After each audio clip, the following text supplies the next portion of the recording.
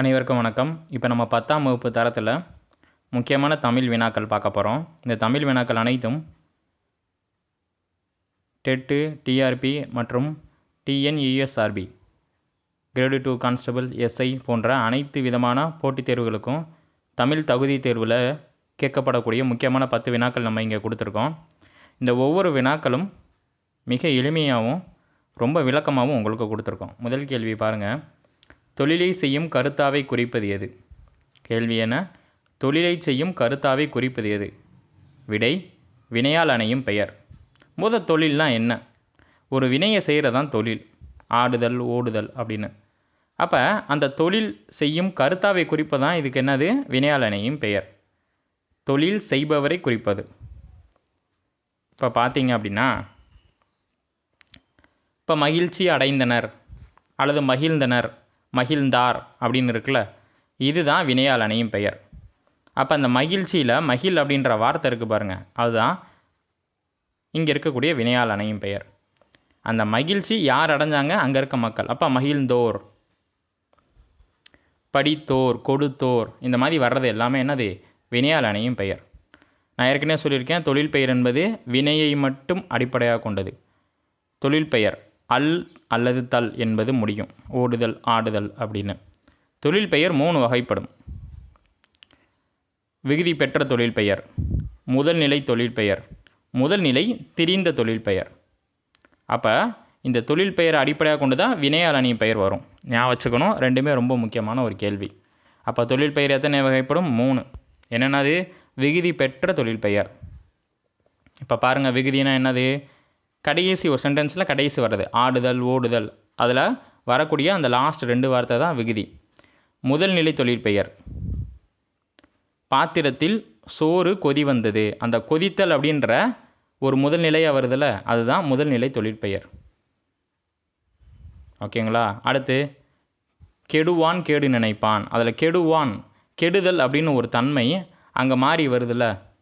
சுடு, சூடு, கெடு, கேடு, இந்த மாதிரி வார்த்தை மாறி வரதான் முதல்நிலை திரிந்த தொழில் பெயர். அப்போ பாருங்கள், இத்தனை கேள்விக்குள்ளேயும் நம்ம தெளிவாக படிக்கணும். கேள்வி நம்பர் 2, காலம் கறந்த பெயரச்சம் என்பது என்ன? ஆன்சர் என்னது? வினை தொகை. இப்போ ஒரு எடுத்துக்காட்டு சொல்கிறேன் பாருங்கள், உங்களுக்கு ஈஸியாக புரியும். குடிதண்ணீர், வார்த்தை என்ன? குடிதண்ணீர். இது 3 காலத்தையும் குடிக்கும். இறந்த காலத்துலேயும் தண்ணி குடித்தோம், எதிர்காலத்தையும் தண்ணி குடிப்போம், ப்ரெசன்ட் டென்ஸ்லையும் தண்ணி குடிச்சிட்டு இருப்போம். அப்போ அந்த குடி தண்ணீர்ன்ற வார்த்தை 3 காலத்தையும் கறந்து இருப்பதனால அது என்னென்ன பேர்? வினை தொகைன்னு பேர்.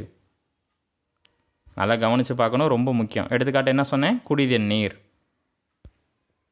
பாரத ஸ்டேட் வங்கியின் உரையாட மென்பொருள் எது? ஆன்சர் என்னது? இலா.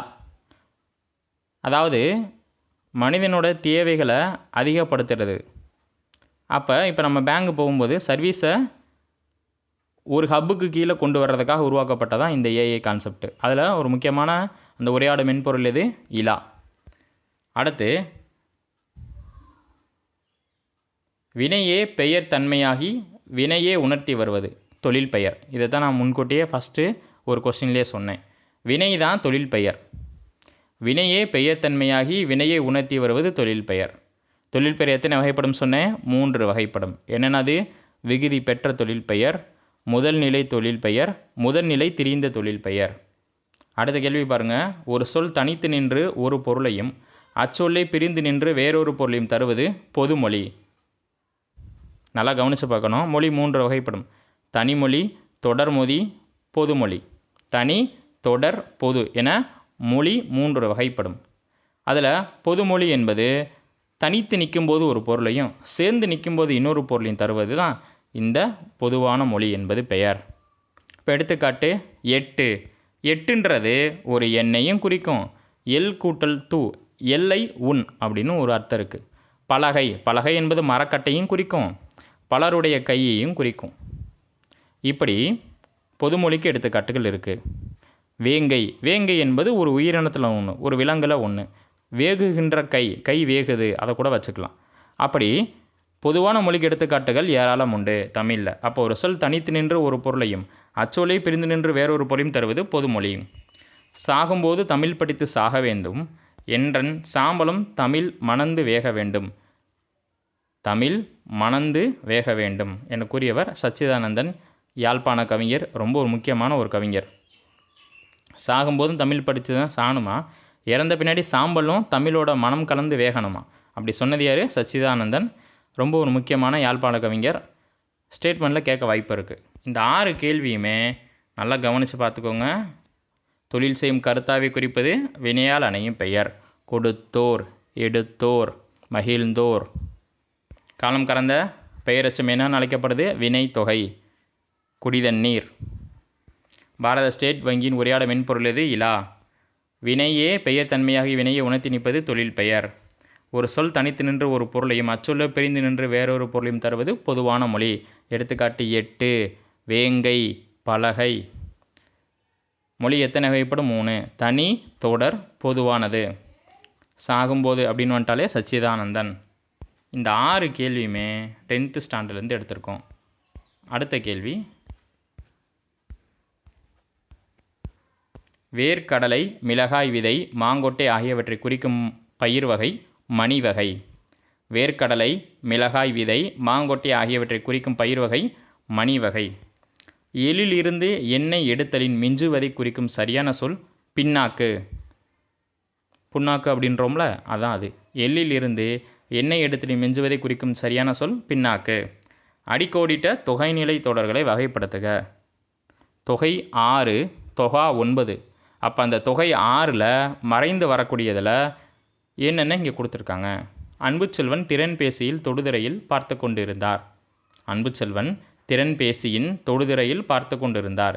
இது அடிக்கோடிட்ட வார்த்தையை பாருங்கள். அன்புச்செல்வன், இங்கிட்டு தொடுதிரை. அப்போ அன்புச்செல்வன்றது இரு பெயரிட்டு பண்பு தொகை. அதாவது பேரிலேயே ஒரு துணை பெயர், அதுக்கு உண்டான ஒரு சிறப்பு பெயர்.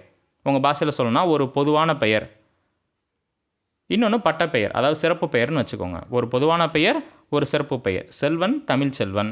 மரம், பனை மரம். மார்கழி, திங்கள். திங்கள்னாலும் மாதந்தான், மார்கழினாலும் மாதந்தான். இப்படி வரக்கூடிய தமிழில் இருக்கக்கூடிய வார்த்தைகள் அத்தனையுமே இரு பெயரிட்டு பண்பு தொகைக்கு எடுத்துக்காட்டு. அப்போ அன்பு செல்வன்றது எதுக்கு எடுத்துக்காட்டு? இரு பெயரிட்டு பண்பு தொகைக்கு எடுத்துக்காட்டு. அப்போ இரு பெயரிட்டு பண்பு தொகை என்பது ஒரு பொதுவான பெயரையும் ஒரு சிறப்பான பெயரையும் பெற்று வருவது. தொடுதிரை வினைத்தொகை. இப்போ தான் சொன்னேன். 3 காலத்தையும் காட்டாமல் இருக்கிறது எது? தொடுதிரை, குடிதண்ணீர்.